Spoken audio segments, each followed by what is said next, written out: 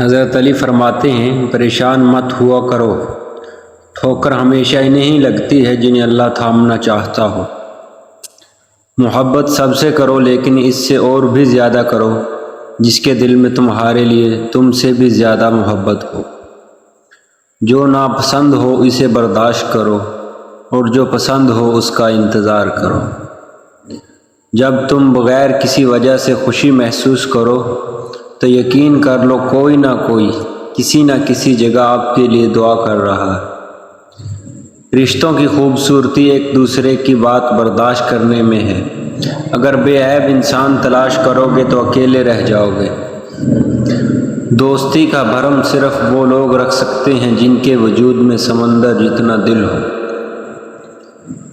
جب رسی سخت ہو جائے تو سمجھ جائیں کہ ٹوٹنے والی ہے۔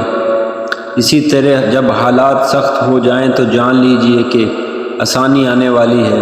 بے شک ہر مشکل کے بعد آسانی ہے۔ جو حق بات کہنے سے خاموش رہے گا وہ گنگا شیطان ہے۔ بارش میں اتنی بوندیں نہیں برستی جتنی سحری سے پہلے تہجد کے ایک سجدے میں رحمتیں برستی ہیں۔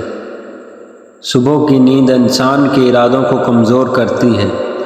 منزلوں کو حاصل کرنے والے کبھی دیر تک نہیں سویا کرتے۔ صبر کرنے والوں کا مقدمہ اللہ تعالیٰ خود لڑتا ہے۔ جب انسان کسی سے ڈرتا ہے تو اس سے دور بھاگتا ہے، لیکن جب وہ اپنے رب سے ڈرتا ہے تو اس کے اور قریب ہو جاتا ہے۔